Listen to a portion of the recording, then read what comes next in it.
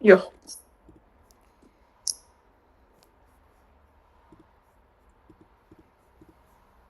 İndi. Aha, indi görürəm. Aha. Deməli, gələk baxaq hansı tələbi yerinə yetirməliyik. Yüksək biznes dəyəri olan, aydın stakeholder ehtiyacı olan, mövcud resurslar daxilində reallaşdırıla bilən, layihə məqsədləri ilə uyğun olan və backlogda prioritetləşdirilmiş. Biz bu tələbi götürüb eləməliyik. Tələbin detallandırılması nədir? Yəni buna elaboration deyirlər. Yüksək səviyyəli tələblər detallar əlavə olunur, skop və sərhədlər dəqiqləşdirilir, kiçik hissələrə bölünür, hansı ki future user story və acceptance criteria yazılır. Detallandırma texnikaları dedik, workshoplar, müsahibələr, use case və user storylər, prototipləmə, proses axınları, flow diaqramları.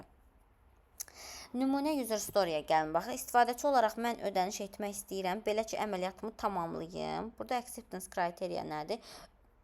Ödəniş uğurla tamamlanır. İstifadəçiyə testik mesajı göstərilir.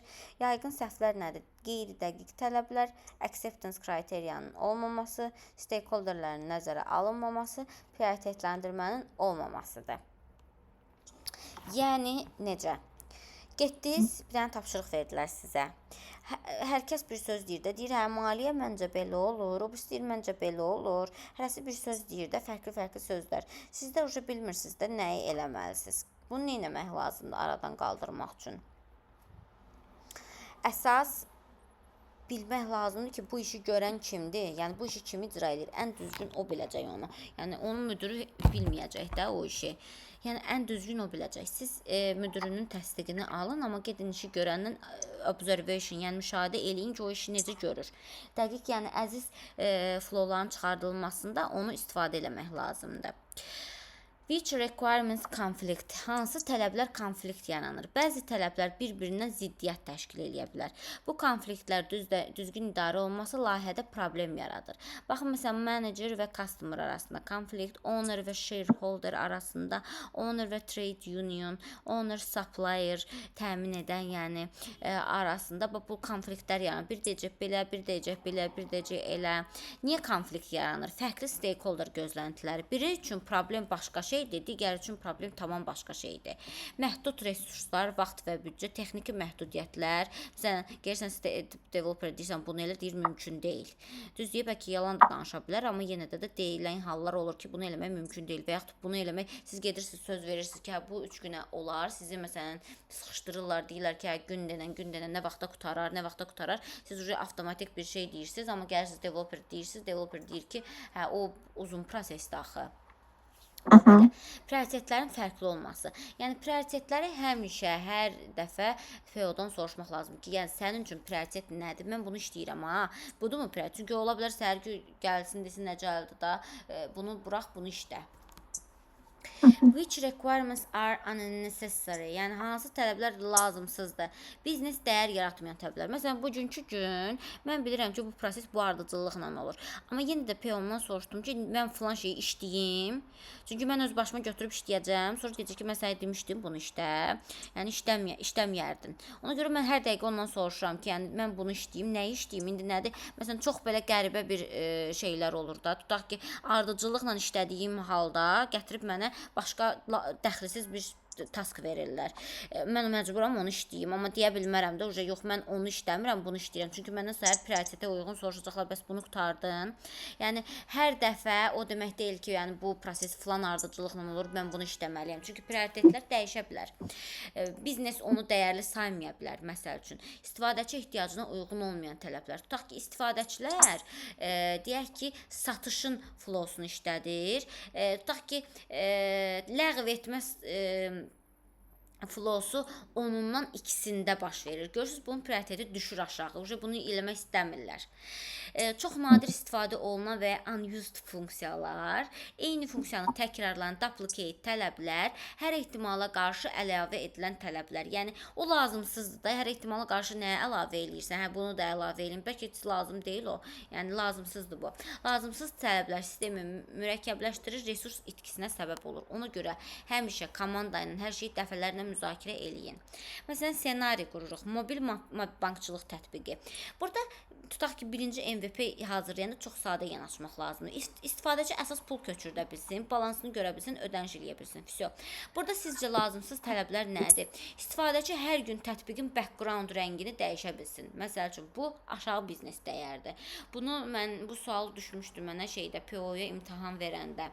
İstifadəçi tutalım hər gün background rəngini dəyişə bilər. Bu aşağı prioritetdir, aşağı biznes dəyərdir, lazım deyil bu.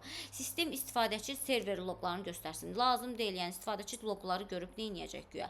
Hər ekranı PDF kimi eksport eləmək lazım deyil. Əsas çek lazımdır. Bir dənə çeki eksport eləsə bəsdir. O əlavə funksionallıqdır. Eyni ödəniş təsdiqini 3 fərqli formatda göstərmək. Yəni təsdiqlər adətən bir dəfə oldu, bəs eləyir də. Tutalım bir dəfə pulu köçürdəndə o tipi gəldi, təsdiq elədi, bəs eləyir bu.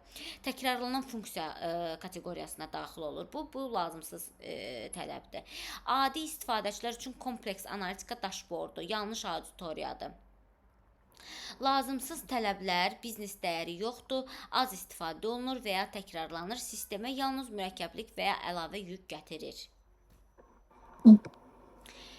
Hansı tələbləri aydınlaşdırmaq lazımdır? Qeyri-müəyyən və ya bulanıq ifadə olunan tələblər. Məsələn, bir dənə misal verim. Bugün bir dənə task var idi, hansı ki maliyyə ilə lazım idi dəqiqləşdirmək. Maliyyə hər dəfə deyir ki, hə sizin nəyinizə lazımdır, onu biz eləyirik, sizin nəyinizə lazımdır, biz eləyirik. Bunu bizi arxain salır da. Biz də elə bilirik ki, hər şeyi maliyyə eləyəcək. Sonra bu gün araşdırıb görürük ki, yox, biz bilməliyik onu. Yəni bu bulanıq tələblərdir, ölçülə bilməyən tələblər. Yəni bunu ölçə bilmirsən də, bunun təsiri nədir, prioriteti nədir? Acceptance kriteriya olmayan tələblər. Tələb var, amma onun gözləntisi yoxdur. Tez, asan, sürətli kimi subyektiv sözləri olan tələblər. Yəni bu aydınlaşmalıdır. Yəni tez biraz nisbi anlayışdır. Mənim tez anlayışımla filankəsin tez anlayışı eyni olmaya bilər. Bunu dəqiq rəqəmlə yazmalıdır. Yazmalıdır ki, PO, sistem 3 saniyə cavab verməlidir. Çünki developer da səhər mənim yaxamdan yapışacaq ki, bu nə deməkdir? Tez cavab vermir. Nə qədər tez? Bəlkə 10 saniyə, bəlkə 5 saniyə. Bu dəqiq rəqəmlə yazılmalıdır. Texniki detalları və skopu dəqiq göstərilməyən tələblər. Yəni texniki detallarına gedilməyən yerlər. Stakeholderlər arasında fərqli başa düşülən tələblər. Yəni oxuyur, görür, hərə bir cür başa düşür. Yəni düzgün olmayan cümlələr, dəqiq olmalıdır hər cümlə. Nümunə deyək, sistem sürətli işləməlidir. Amma aydınlaşdırması necə olur? Response time 2 saniyədən az olmalıdır. Görürsən, ikinci tələbdə hər şey aydınlaşır. İstifadəçi asan ödəniş edə bilsin. Bu nə deməkdir? Yəni asan ödəniş. Asandan kastın nə? Türklər demiş. Ödəniş prosesi maksimum 3 addım olmalıdır. Bax, məsələn, dəqiq tələb budur. Biznes adamları, CEO-lar həmişə belə sözlərdən istifadə edir. Onlar da təlimlərə gedib öyrənirlər bunları. Yəni özlərindən bilmirlər. Gəlin baxaq user story kartımıza. As a user, I want to action so I can achieve the goal. Və bu şəkli yadınızda saxlayın. Adam, ox işarəsi, hədəfə getdi, çatdı. Ox atmaq, yəni adamdır, nə vasitəsi ilə gedib hədəfə çatmaq istəyir. Yəni bu action, bu hərəkəti eləyərək hədəfə çatmaq istəyirəm. Nəyə çatmaq istəyirəm? Mən filankəs olaraq bunu edib buna çatmaq istəyirəm. Yəni user story belə yazılır. Epiklər, feature'lar, user story'lər. Dedik, epiklər define olmalıdır, yəni müəyyən olmalıdır. Ondan sonra müəyyən eləyirik feature'ları, sonra user story'lər, sonra plan və iterasiya. Bunlar olandan sonra artıq planning olur. Məsələn, mən bir çox şirkətdə işləmişəm, hələ planning mədəniyyəti tam oturmayıb.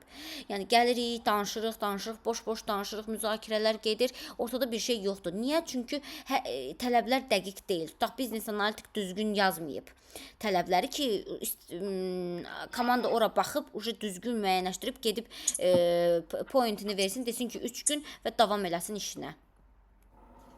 İlahə yazdı qrupa. Qəbul etmək lazımdır.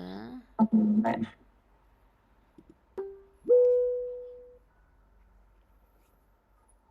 İlahə, axşamın xeyir. Axşamınız xeyir. Görürsən, eşidirsən bizi? Bəli. Görürəm, eşidirəm. Biz danışırıq tələblərin yığılması və analiz edilməsindən. Verification nə deməkdir? Ümumiyyətlə, biznes proseslər 5 həyat yolu var. Birinci elicitation, ikinci analiz, üçüncü documentation, dördüncü verification, beşinci delivery. Verification odur ki, doğru məhsulu düzgün qururuqmu? Məhsulun düzgün şəkildə qurulub qurulmadığını yoxlayır. Sistem tələblərə uyğun hazırlanıbsa, deməli verification uğurludur. Bu sözləri tez-tez eşidəcəksiniz, ona görə yadınızda saxlayın bu terminləri. Verification nəyi yoxlayır? Dizayn və tələblərə uyğunluğu, funksionallığın düzgün işləməsi, texniki implementasiyanın düzgünlüyü. Tələblər, yəni bizim yazdığımız tələblər, dizayn, sənədləri, diaqramlar, test planları və s. yoxlayın.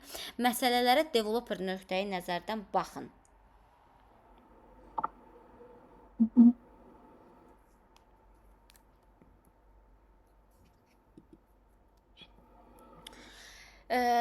Baxın, verification doğru məhsulu düzgün qururuqmu?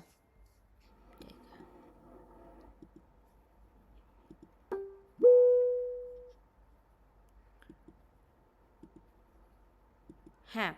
Verification sözü budur. Doğru məhsulu düzgün qururuqmu? Məsələn, tələb nədir? İstifadəçiyə pul köçürə bilməlidir. Verification. Sistem həqiqətən pul köçürməni düzgün icra edirmi? Verification budur. Bunu yadımızda saxladıq. İndi validation'a gələk. Bu ikisi oxşuyur bir-birinə. Ona görə qarışdırmayın bunu heç vaxt. Düz məhsulu qururuqmu? Verification düzgün, doğru məhsulu düzgün qururuq. Bu isə düz məhsulu. Biri məhsula baxmır, yəni qurulma prosesinin düzgünlüyünü sorğuluyur. Validation isə məhsulu sorğuluyur. Yəni məhsulun istifadəçiyə ehtiyacını qarşılayıb qarşılamadığını yoxlayır. Build the right product. Biri product build right'dır, biri build the right product'dır. Biri elə bir sifətdir, biri zərfdir. Daha çox istifadəçi və biznes dəyərinə odaqlanır validationlar. İstifadəçinin həqiqətən bu pul köçürmə funksiyasına ehtiyac duyurmu? Hazırlanacaq proqram təminatı və ya xidmət və ya sistemi son vəziyyətini analiz eləyir və etibarlılığını təsdiqləyir. Bu müştəri nöqteyi nəzərindən baxır. Bu developer nöqteyi nəzərdən baxır. Verification, validation müştəri nöqteyi nəzərdən baxır. Baxın fərqlərinə. Verification sistem düzgün hazırlanıb, validation düzgün sistem hazırlanıb. Görürsünüz, bir dənə bir sözlə dəyişir söz cümlənin mənası. Sual var? Yoxdur. Yox. Hayır, aydın. Verification köçürmə düyməsi işləyir. Validation istifadəçilər bu köçürmə funksiyasını istifadə edirmi, ehtiyac varmı? Burada belə bir şey şəklimizdə. Prioritetləşdirmə Moskov. Bu daha çox produktla işləyən insanlara lazımdır. Prioritetləşdirmə modelləri. Yəni onlar özləri öz prioritetlərini müəyyən etməli. Çünki onlara da dəfələrlə çoxlu sorğular gəlir. Onlar fikirləşirikmi ki, nəyin əsasına qərar verirlər? 10 nəfər onun üstünə cumur, deyir bunu da eləmək lazımdır, bunu da P-onun üstünə, bunu da eləmək lazımdır. Yəni adam necə qərar verir? Maraqlıdırmı? O prioritetləşdirir. Gedir data analitiklə danışır, onunla danışır, bununla danışır, ölçür, biçir. Oturur rəqəmlərə baxır ki, mənə nə daha çox xeyir verəcək, onu birinci işləməliyim. Yəni oturub kimisə sözünün birinci eləmir. Rəqəm əsaslı qərar verir adam. Prioritization tələbləri önəmli sırasına qoymaqdır. Yəni hansı işi əvvəl eləməyi sualına cavab verir. Bütün tələbləri eyni anda eləmək olmur. Ona görə ən vacibləri əvvəl, daha az vacibləri isə sonra eləyirik. Moskov metodu nədir? Must have mütləq olmalıdır. Sistem onsuz işləmir. Məsələn, login sistemi. Should have olması yaxşıdır, vacibdir, amma olmadan da işləyir. Məsələn, email notification. Could have olsa yaxşı olar, lazım deyil, amma əlavə dəyər verir. Tutaq ki, dark mood, tutaq ki, nə bilim, background'un dəyişdirilməsi, rənginin dəyişdirilməsi. Won't have bu versiyada olmayacaq. Hazırda planlaşdırılır, məsələn, AI ilə inteqrasiya. Prioritization dedik, nəyi əvvəl eləyirik? Moskov isə tələbləri düzgün sıraya qoymaq üçün üsuldur. Gəlin Moskov metodundan işləmiş bir dokumenta baxaq. Bax, burada mən işləmişəm. Götürmüşəm Epic-i, qeydiyyat, autentifikasiya, şifrənin yenilənməsi, istifadəçi profili, sazlamalar, dəstək. Məsələn, reysini quranda çalışın belə eləyin. Yəni Google Docs-dan istifadə eləyin. Kart management, AnyPay management, köçürmə, top-up account, əməliyyat tarixçəsi, hökumət ödəniş portalı. Bir dənə tutaq ki, mobil app'in oturmuşam, bütün funksiyonallıqlarını yazmışam. Sonra epiklərini, daha doğrusu sonra funksiya, featurelarını yazmışam. Onboarding screenlər, mobil nömrə FIN-lə qeydiyyat, mobil nömrənin OTP ilə yoxlanması, biometrik giriş məlumatlarının aktiv edilməsi. Görürsüz mənim funksiyalallıqlarım necə realdır? Yəni mən istəyirəm ki, siz də o tapşırıqları yazanda belə yazasınız. Yəni real şeylərlə, yəni istifadə elədiklərinizi sözlərə dökə biləsiniz də, yəni dokument yaza biləsiniz. İstifadə elədiyimiz şey bizə görsənir, amma bəzən onu yaza bilmirik sözlə, amma biz onu yaza bilməliyik. Hər xırdalığı sözlə ifadə edə bilməliyik. Məsələn, görürsünüz şifrənin yenilməməsi, OTP-nin yenidən görünür, PIN unudulduqda dəyişdirilməsi, istifadəçi profili, profil info, profil fonunu yeniləməsi, şəklin yüklənilməsi, şəklin silinməsi. Görürsünüz, hər funksiyonallığı yazmışam mən burada bir-bir. Prioritet vermişəm. Bu M-dir, must have-lərdir, S should have-lərdir, C could have-lərdir və want have-lərdir. Buna uyğun prioritetləşdirmişəm özüm üçün. Bax, görürsünüz, məsəl üçün köçürməni, kontakt siyahısının icazə verilməsi, kontaktda dəvətin göndərilməsi, dostla köçürmə, köçürmənin qəbul edilməsi, təsdiq edilməsi. Görürsünüz, necə xırdalıqla yazmışam hər bir funksiyonallığı. Mən istəyirəm ki, bir dənə nəsə yazanda bu qədər funksiyonallıq çıxarda biləsiniz, siz onu görə biləsiniz, yəni. Onu görmək üçün də nə etmək lazımdır? Araşdırmaq, girmək içinə. Bir dənə, məsələn, funksiyonallığı götürüb, orada hər xırda detala araşdırmaq, yəni gözünüzlə görmək, observation eləmək, müşahidə eləmək, sonra onu yazmaq. Yəni real bir şey yazmaqda. Əlinizə götürün telefonu, istədiyiniz bir mobil aplikasiyanı yükləyin, onu yazın, gətirin. Lap istəyirsiniz mən yazdığım tapşırığı yazmayın dediyimi. Hərəniz bir dənə mobil aplikasiya götürün, onu mənə həqiqətən yazın funksiyonallığını və mən onu görüm ki, daxil elədiniz, bir müştəri kimi yanaşında hansı knopkanı basanda nə oldu? Yəni tapşırığı o formada işləyin. Multivoting metodu. Multivoting nədir? Komandada və ya stakeholderlər arasında ən vacib məsələləri seçmək üçün səs vermə üsuludur. Sadə dildə desək, hər kəsə bir neçə səs verilir və o vacib hesab etdiyi variantlara səs verir. Ən çox səs toplayan prioritet olur. Necə işləyir? Variantlar yazılır. Məsələn, featurelar, problemlər. Hər iştirakçıya məsələn 3 səs verilir. Hər kəs istədiyi variantlara səs verilir. Səslər sayılır. Ən çox səs alanlar seçilir. Məsələn, login-də, payment-də, notification-də dark mode-dur deyə 4 dənə funksiyonallıq vermişəm. Hər komandaya 3 səs vermişəm, düzdürmü? Payment-a 5 səs verilib, login-a 4 səs, notification-a 2 səs, dark mode-a 1 səs. Deməli, payment və login-i birinci eləmək lazımdır. Burada belə bir funksiyonallıqlar var. Yəni, komandavızda bundan istifadə edə bilərsiniz. Belə bir boardlardır.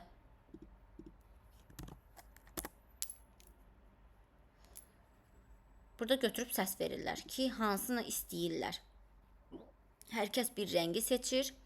O rəngdən səs verirlər ki, birinci, ikinci və hansı daha çox səs topladısa, ona uyğun da davam edilir.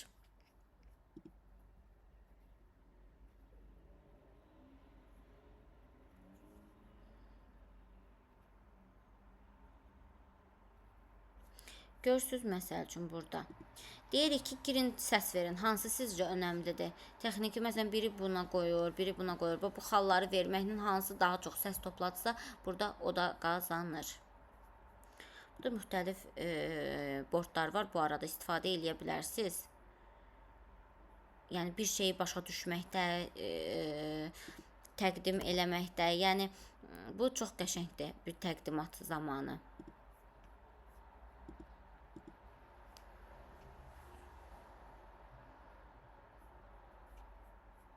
Və bura bir neçə nəfər eyni anda girə bilir. Görürsünüz, diaqramlar var. Sonra bu sequence diaqramlardır, bunu sonra keçəcəyik biz. Yəni, bunu çəkib dokumentasiyanızı əlavə eləmək üçündür.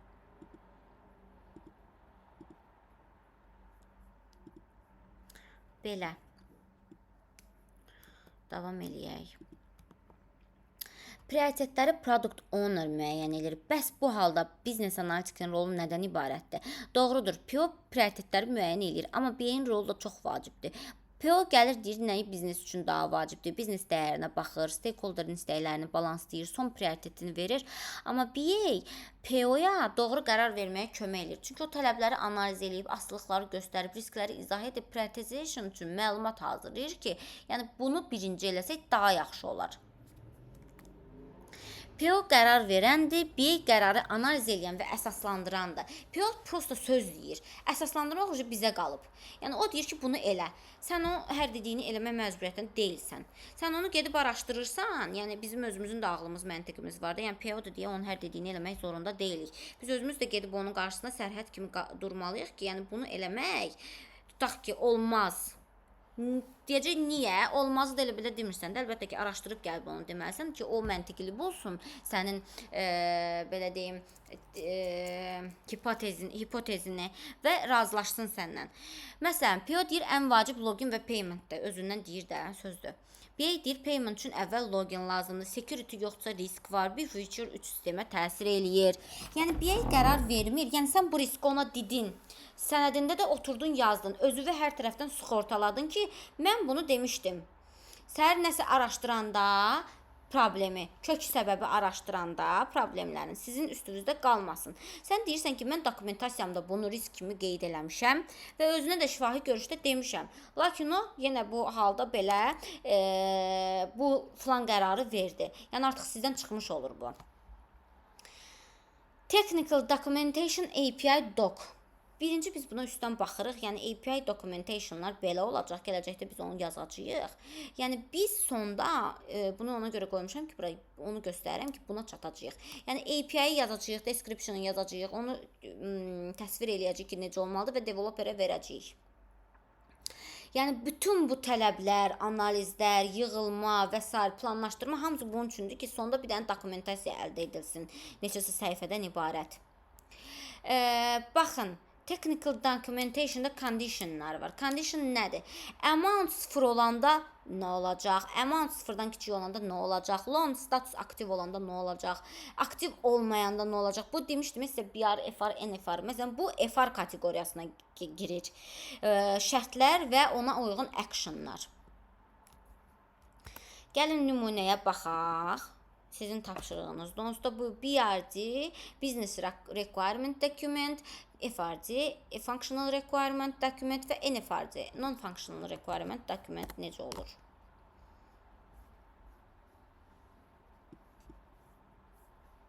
Bir sual verə bilərəm. Əlbəttə, buyurun. Burada FRD-ni yazmaq üçün onda software developerin işini tam bilməliyik də. Onda ondan birbaşa...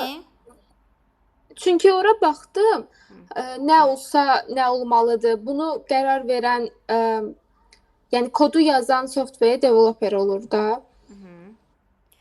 Onun da necə yazdığını, yəni dəqiq bilməliyik ki, biz onu dokumentləşdirək. Yoxsa biz yazmalıyıq, o ona baxıb oradan kodunu yazmalıdır. Yox, bunu biz yazmalıyıq. Orada yəni kod deyil ki, sən o software developer onu otursun yazsın. Orada tələbdir. Məsəl üçün deyirəm ki, maaşı 500-dən aşağı olan işçilərə kredit düşməsin, error çıxartsın deyək ki. Hə, başa düşdüm, hə. Mən özüm oxuyanda onu kod kimi düşündüm, heç başa düşdüm. Onun əsasında o BRD, FRD, NFRD-ni yazır. Məsələn, deyək ki, bu. Burada nə yazılıb? Bax, belə bir dokumentlərdir.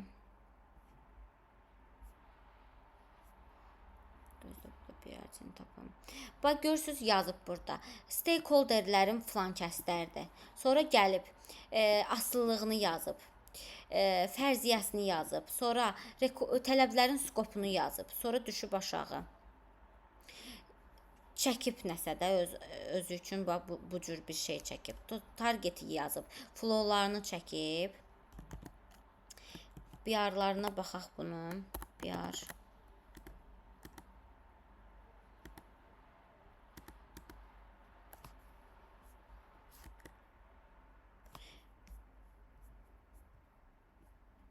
Business goals, objectives, BR-ları hardadır bunun? Burada.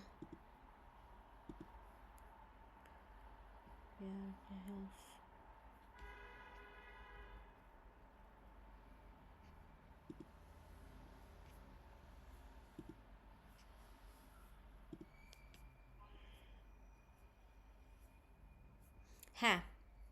Ümumi BR-da stakeholderlar risk assessment, assumption, statement of business requirements. 9-cu səhifə. Yazıb stakeholderlərin filan kəsdi və dokument bu cür olmalıdır. Yəni normal dokument belə olmalıdır. Statement of business requirements göstərir. Tutaq ki, deyir, Computer Science Corporation, kompüter elmləri korporasiyasında filan departamentdə filan developlar eləyir. Məsələn, buna əsasən. Manage project data and schedules, develop the draft CTP and final STP, forecast project cash flows və s. və ilaxır. Deyir ki, bu BR-larda, yəni business requirementlər bunu kapsayır.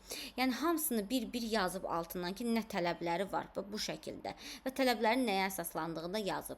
İndi gəlin FR-lara baxaq.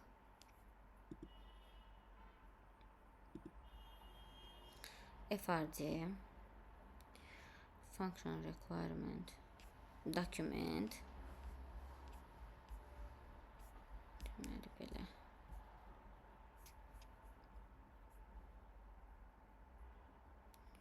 Beşinci səhifə.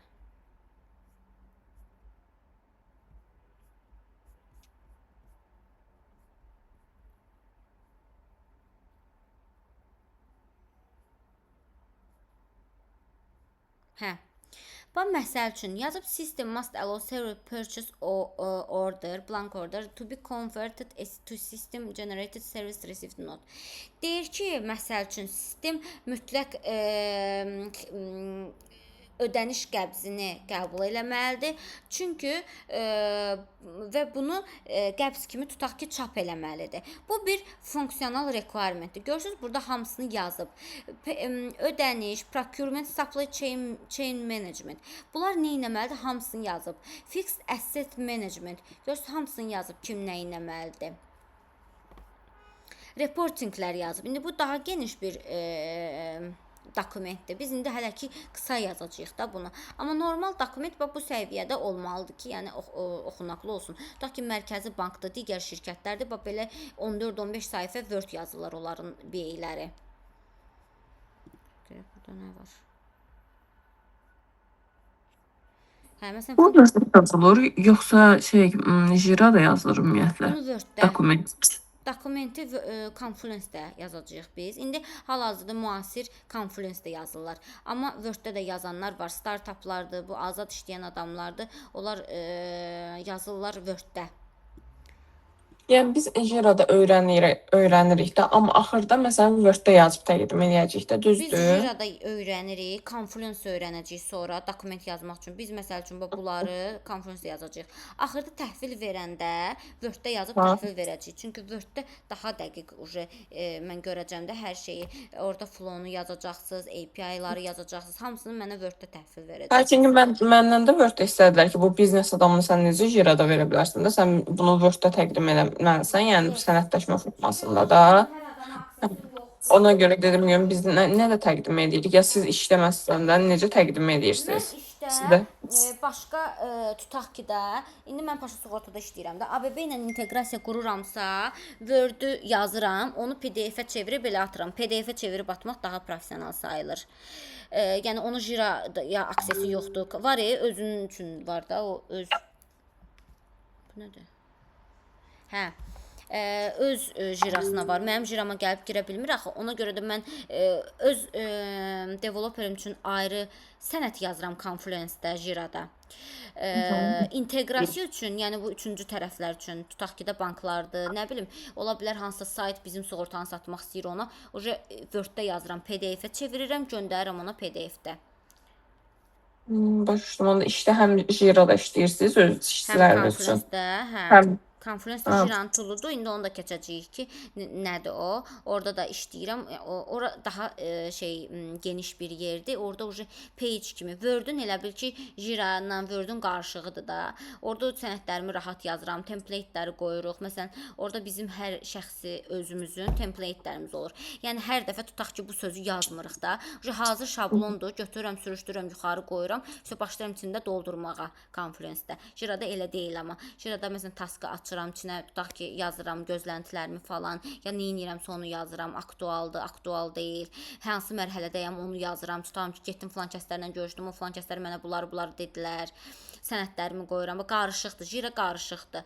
Confluence-də isə səliqəli son versiyanı yazıram ki, dokumentin adı budur, soyadı budur, bunun üçündür, bu API-larıdır, bu data baza strukturudur, bu da filan şeydir. Tutaq ki, 10 dənə maddəli sənəd qoyuram, bu figmasıdır, dizaynıdır. 10 dənə strukturlu sənədi qoyuram, bağlayıram, vəsə. Orada həm flow çəkirəm, həm API dizaynım olur, həm FR-ım, BR-ım olur. Hansı FR, hansı BR-a bağlıdır, o da olur. O sənədləşmədir, onu məndə yoxlayırlar. Orada yazırıq. Amma üçüncü tərəflərə də yenə dediyim kimi PDF-dən göndərim. Onu heç kim yoxlamır. Əsas məndə yoxlanılır Confluence. Yəni sənədi orada yazıram deyə, yəni orada yoxlayırlar. Başa düşdüm. Belə. Gəlin documentation analizə baxaq.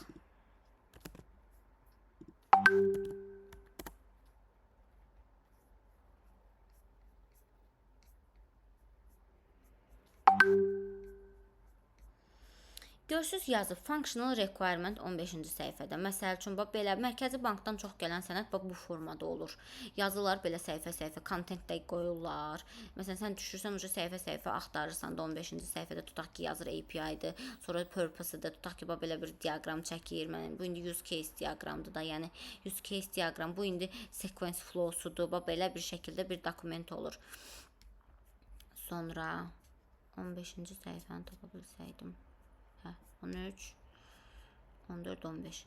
Bax, görürsünüz yazıb və hansı requirement nəyə bağlıdır, onu da yazıb ki, bu requirement buna bağlıdır. List of functional requirement. Bax, siz də bu requirement-i yazanda functional requirement-i belə yazarsınız. Həcər, buradasan? Bəli, buradayım. Başa düşürsən hamısını, hər şeyi?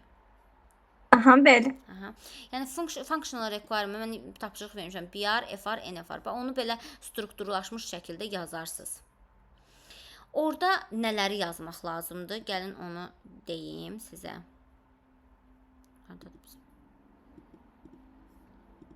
Bax, deyək ki, login sistemi yazırsınız, düzdürmü? Logində nə olmalıdır? Yazmaz. Bir dənə cədvəl olmalıdır. Tutaq ki, logində user password tutaq ki, məcbur edilməlidir. Password tutaq ki, 15 simvoldan artıq edilərsə sistem error verməlidir. User böyük caps lockla yazılarsa sistem bunu qəbul etməməlidir. Sistem 7 tutalım simvoldan ibarət useri qəbul etməlidir. Bax, bunu yazırsınız, bu mənim üçün bəsdir. FR hələ ki, FR-lar belə alt-alta yazırsınız. NFR sistem 3 saniyə cavab verməlidir. Təhlükəsizlik üçün bunlar olmalıdır. Tutaq ki, təhlükəsizlik üçün hər kəsin ayrı user parolu olmalıdır. NFR-a bunu yazırsınız. BR nə yazırsınız? Tutaq ki, business requirement, yəni nə yazırsınız? Bu BR, FR, NFR-ın fərqini indi başa salacağam. BR yazırsınız, tutaq ki, istifadəçi, user və şifrəsi birinci səhifədə olmalıdır. İkinci səhifədə tutaq ki, filan şeylər olmalıdır. Bunlar da BR-dır.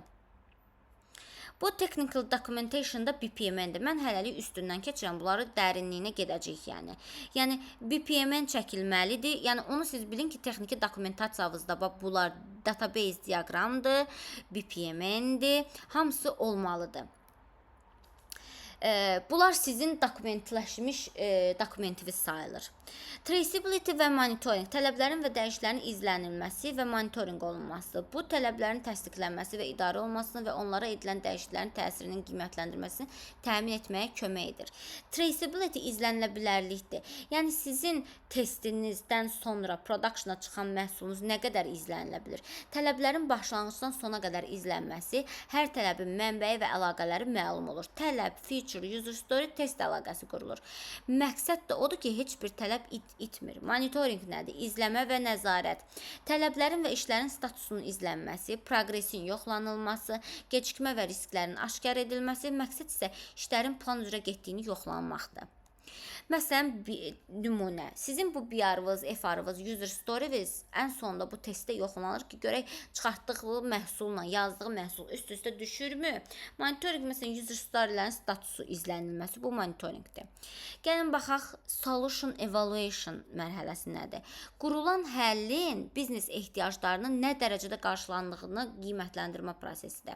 Necə qiymətləndirir? Biznes goala uyğunluq, user feedbackləri, performance and efficiency, defekt və bug analizi. İstifadə olunan metodlar UAT, user acceptance testing, KPI və metriklər, stakeholder feedbackləridir. User acceptance testing nə deməkdir? Developmentdən sonra baş verir, amma productiondan əvvəl olmalıdır. Biznes və ya müştərinin testerlərlə məhsulu tələblərə əsasən yoxlayıb qiymətləndirir. Productiona çıxmadan baqların tapılması üçün son şans olur. Developerlərin və QA-lərin işlək məhsul təqdim etmələrindən əmin olur. UAT-ni kim eləyir?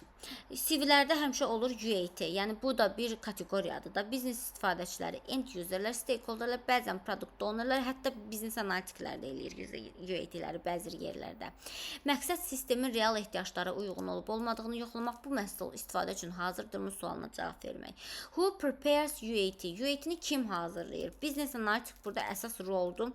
QA dəstək verir, PO isə təsdiq eləyir. BA nə edir? UAT ssenarilərini hazırlayır, test case'ləri hazırlayır, acceptance kriteriyaya uyğunluq yoxlayır, bizneslə koordinasiyanı edir.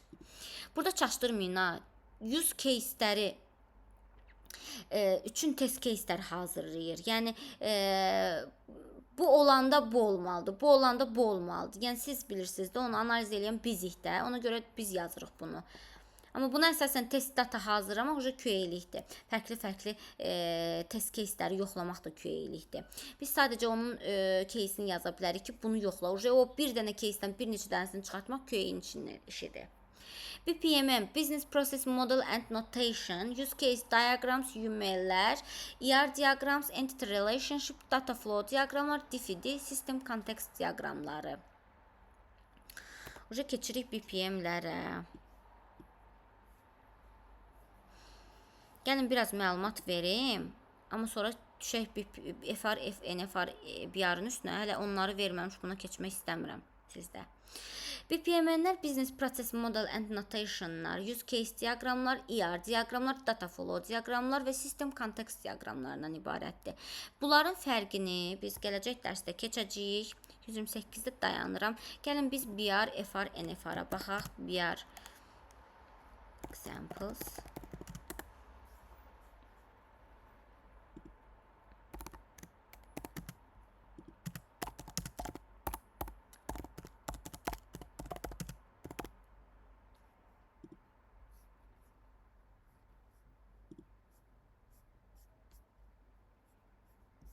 Bu niyə yazır belə?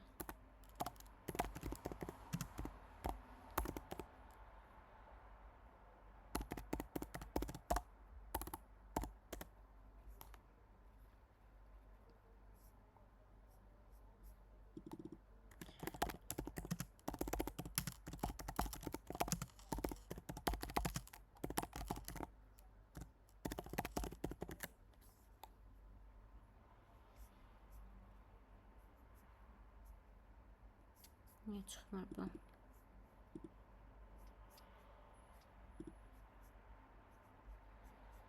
Gəlin ingilisində mən baxım buna.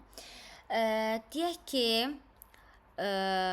bizim business requirementlərimiz var. Financial and revenue requirements, operational and workflow requirements, compliance integration requirements və digərləri. Bu bizim business requirementimizdir. Siz gələcəksiniz Google məsələn Docs-a.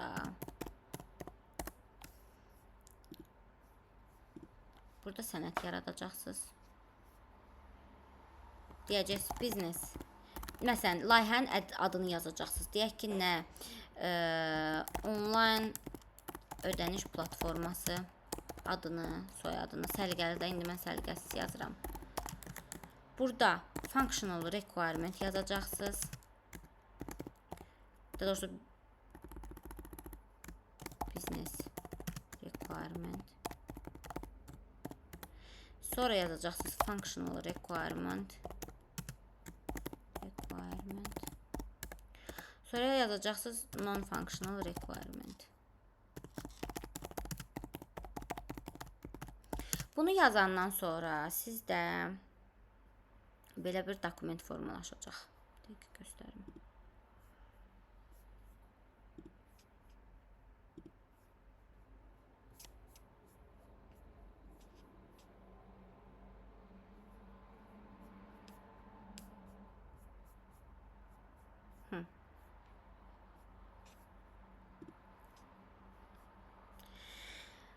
Baxın, belə də yazsaz okeydir.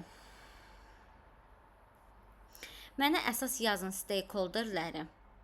Yəni layihənizdə stakeholderlər kimdir? Onların tələfləri və rolları əziz lazım deyil. Hələ əziz tubini ehtiyac yoxdur.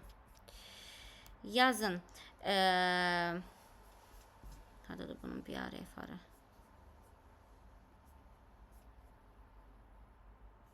Hə. Bunun yazın biznes tələblərini. Sonra funksional tələbləri, məsəl üçün bu şəkildə. Sonra qeyri-funksional tələbləri. Flowchart çəkməyə ehtiyac yoxdur bunu. Əsas bizə lazımdır funksional, qeyri-funksional və biznes tələbləri. Biznes tələbinin funksional tələbinə uyğunluq. Məsələn, biznes tələbi nə deyir? Tutaq ki, istifadəçi bir addımda filan işi yerinə yetirsin, məsəl üçün. Altından yazırsınız, filan funksional tələbə bağlıdır bu. Sürücü mobil tətbiq web səhifə vasitəsilə hadisə haqqında məlumat daxil edə bilməlidir, tutalım. Bir kliklə hadisəni yazmalıdır. Altından bu, tutaq ki, BR01 cədvəl çəkirsiniz.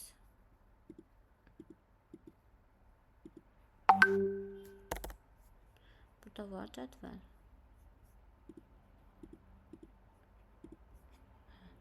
Deyək ki, 3 dənə. Tutaq ki, yazırsınız BR01, bax, cədvəldə çəkinəm şey. FR01-ə bağlıdır, məsəl üçün. BR01-in də nə olduğunu yuxarıda qeyd edirsiniz. İstifadəçi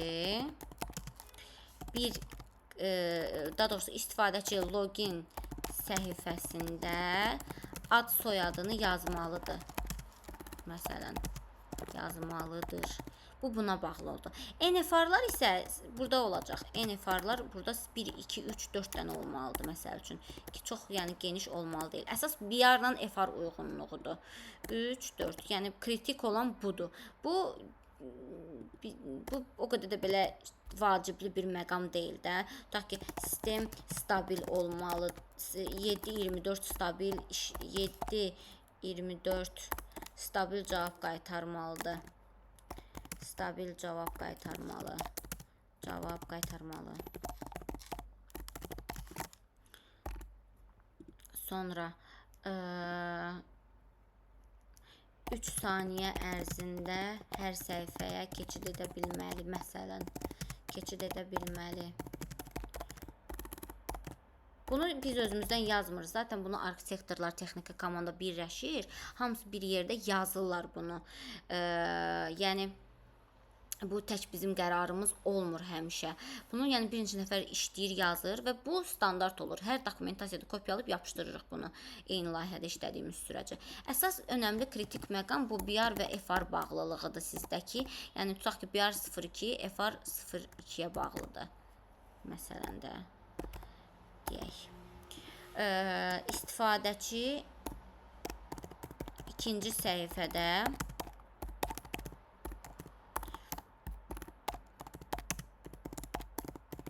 PIN kodu daxil edərək öz məlumatlarını görməli.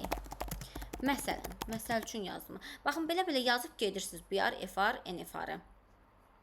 Əsas budur bizim tapşırığımız. Yəni buna köklənin, önəmli bunu yazın. Ondan sonra race matrixi işləməlisiniz. Bir şey soruşsam olar. Hə, buyur Həcər. Bir yerdə təxmini neçə dənə yazsaq məsələn uyğun olardı bizim üçün? Məsələn, 20 dənə çalış BR yaz, ona uyğun FR yaz. Və yaxud 15 dənə, məsələn, ondan az olmasın da. Hə, yaxşı. 15 Məndə plus. çünki az idi, elə ona görə dedim, baxdım belə sizdə daha çoxdur, ona görə uyğunlaşdırım. Detallı olsun Hı BR-lar. -hı. Yavaş-yavaş inkişaf elətdirəcəyik onu. Birdən-birə Amerika qurulmuyor bu heç. Yəni Hı yavaş-yavaş -hı. eləyəcəyik. Tutaq ki, BR01 yazıram məsəl üçün. İstifadəçi biznes tələbidir də bu. İstifadəçi 3 kliklə tutaq ki, sığorta ala bilsin. Bu bir BR-dır. Bu BR 5 dənə FR-a bağlı ola bilər. Məsəl üçün, hərəsində BR01, BR01 yaza bilərsiniz. Yəni, bir BR bir neçə dənə FR-a bağlı ola bilər. Yəni, ondan qorxmayın. Bir BR bir FR-a bağlı olmalı deyə bir şey yoxdur. Bir BR bir neçə FR-a bağlı ola bilər. Amma bir FR yalnız bir BR-a bağlı olur. Sən FR2 yazmalısan digərinə keçəndə. Çünki hər biri ayrı-ayrı funksional tələbdir. Hı -hı. Tutaq ki, calculation deyirik ki, məsələn, müştəriyə özəl şey hesaplansın da, nədir onun adı, kredit məbləği.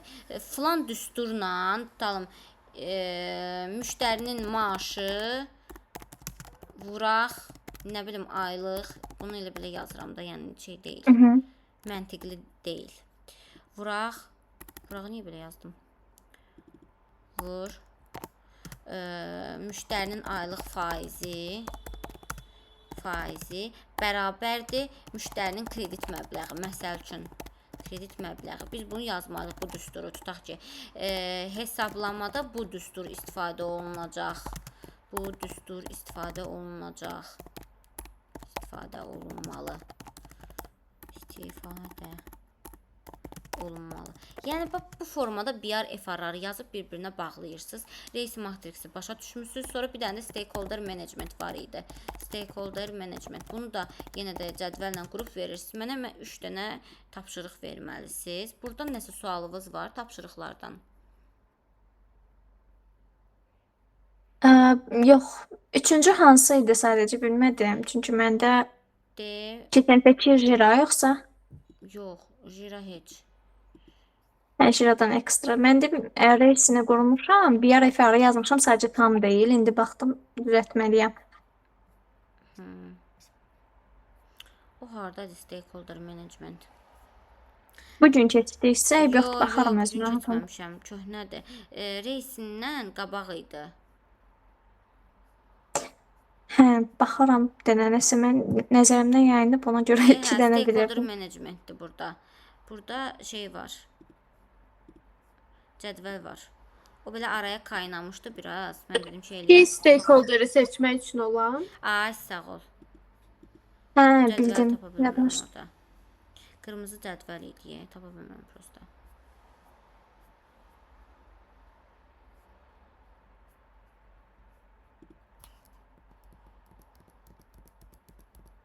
Hə, bu.